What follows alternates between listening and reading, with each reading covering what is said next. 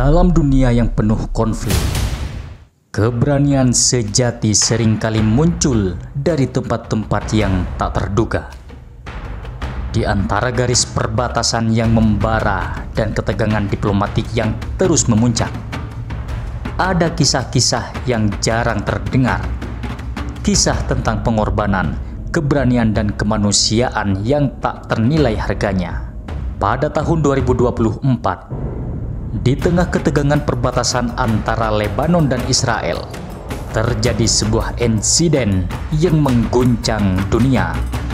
Seorang bocah Lebanon berusia 10 tahun secara tidak sengaja melintasi garis perbatasan saat mencari hewan ternaknya yang tersesat. Dalam hitungan menit, patroli tentara Israel menangkapnya, menganggapnya sebagai ancaman dan membawanya ke dalam pos penjagaan mereka. Di desa kecil tempat bocah itu tinggal, ketakutan menyebar. Warga tak berdaya menghadapi kekuatan militer yang lebih besar, dan nasib sang bocah tampak semakin suram. Namun di tengah keputusannya itu, harapan muncul dari pasukan penjaga perdamaian UNIFIL yang diisi oleh prajurit Garuda dari Indonesia. Seorang Jenderal Kopassus yang dikenal dengan ketegasan dan jiwa kepemimpinannya yang kuat mendengar laporan tersebut. Ia tahu jika bocah itu tidak segera diselamatkan, kemungkinan besar ia tidak akan pernah kembali. Tanpa menunggu negosiasi panjang yang bisa memakan waktu berhari-hari, sang jenderal memutuskan untuk bertindak. Ia mengumpulkan 5 prajurit Kopassus terbaiknya, bersiap menyusup ke wilayah musuh dan menghadapi tentara Israel langsung. Apa yang dimulai sebagai misi diplomasi berubah menjadi pertarungan brutal antara pasukan elit Indonesia dan tentara Israel. Baik kali ini dunia prajurit akan menceritakan sebuah kisah nyata, pertarungan antara Jenderal Kopassus melawan perwira Israel kejam saat bertugas di perbatasan Lebanon.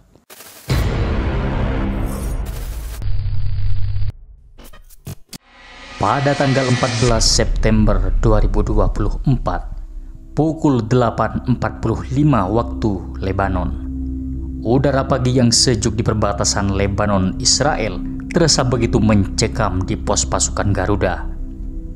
Di dalam ruang komando, seorang prajurit berlari tergesa-gesa ke arah jenderal. "Lapor jenderal, tentara Israel menangkap seorang anak desa. Mereka menuduhnya sebagai mata-mata." "Siapa anak itu?" "Namanya Karim, 10 tahun. Ia hanya mencari kambingnya yang tersesat dan secara tak sengaja melangkah terlalu dekat ke perbatasan." Jenderal mendengus. Ia tahu bahwa Israel tidak akan segan menahan, bahkan mungkin menyiksa bocah itu. Jika bocah itu tidak segera diselamatkan, kemungkinan ia tak akan pernah kembali. "Persiapkan 5 prajurit terbaik. Kita akan mengambil anak itu kembali." Pukul 10.30, tim kecil Kopassus mulai bergerak. Mereka mengenakan seragam misi perdamaian, tetapi di baliknya mereka membawa perlengkapan tempur ringan yang bisa digunakan kapan saja. Mereka tahu diplomasi mungkin bukan satu-satunya jalan keluar. Ketika mereka mendekati pos penjagaan Israel, suasana langsung terasa tegang. Karim terlihat duduk di tanah, tangan terikat di belakang. Wajahnya penuh ketakutan. 4 tentara Israel berjaga dengan senapan siap tembak. Jenderal melangkah maju dengan tenang. "Saya perwakilan UNIFIL. Lepaskan anak itu sekarang." Salah satu tentara Israel menatapnya sinis. "Ini bukan urusan PBB. Kembali ke tempatmu." Jenderal tetap berdiri tegak. "Jika kalian tidak melepaskannya, saya akan melaporkan langsung ke Dewan Keamanan PBB. Tindakan kalian adalah pelanggaran Konvensi Jenewa." Perwira Israel tampak berpikir sejenak.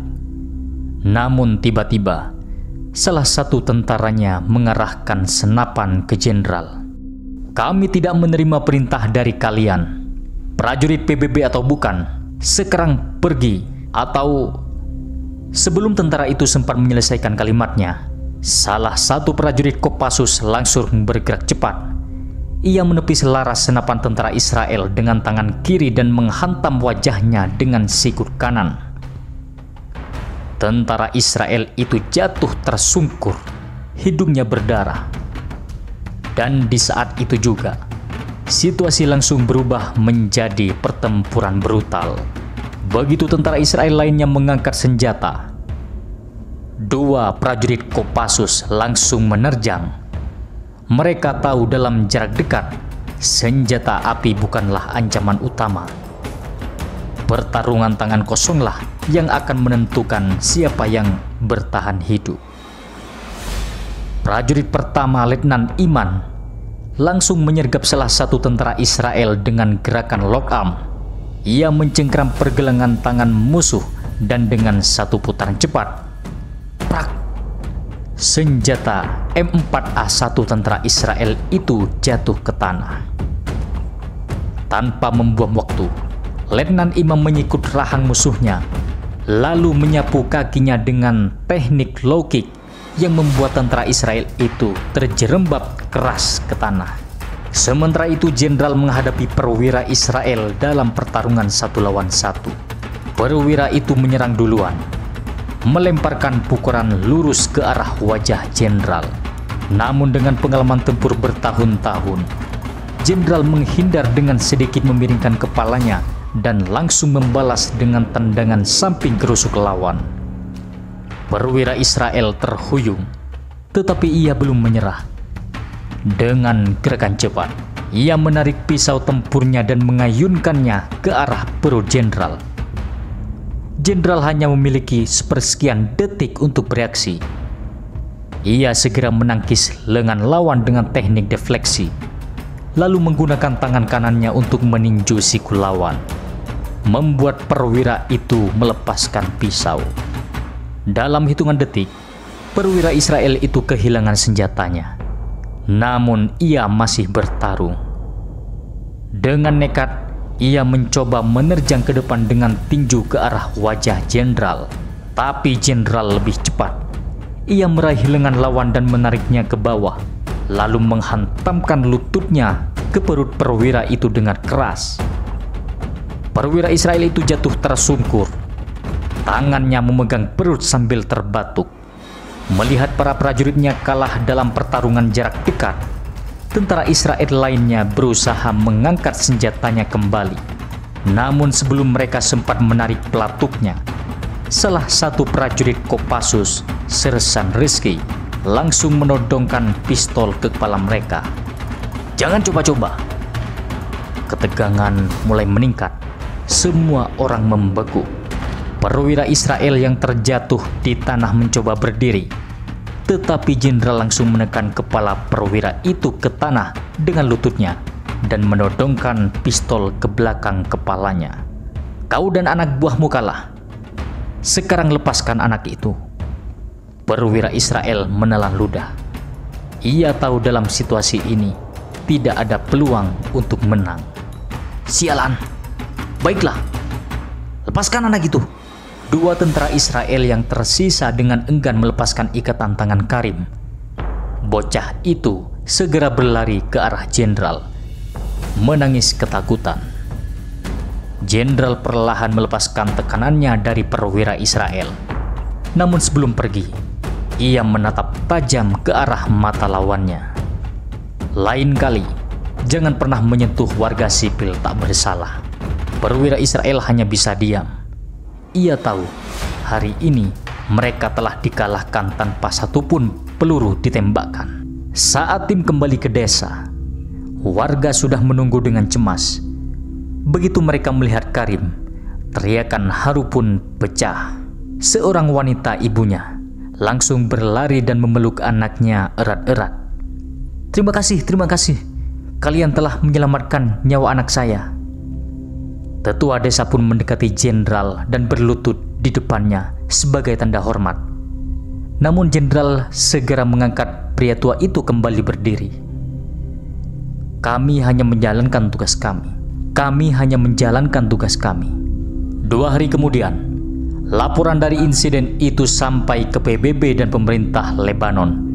Meski tidak ada korban jiwa, insiden ini menjadi bukti nyata keberanian pasukan Indonesia dalam menjaga kemanusiaan. Banyak media internasional melaporkan bagaimana sekelompok prajurit Kopassus mampu mengalahkan tentara Israel dalam duel brutal hanya dengan kemampuan bertarung tangan kosong. Namun, sang jenderal tidak mencari ketenaran.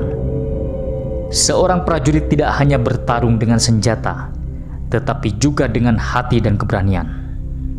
Di dunia yang penuh konflik, masih ada orang-orang yang berjuang untuk kemanusiaan, meski harus menghadapi bahaya luar biasa.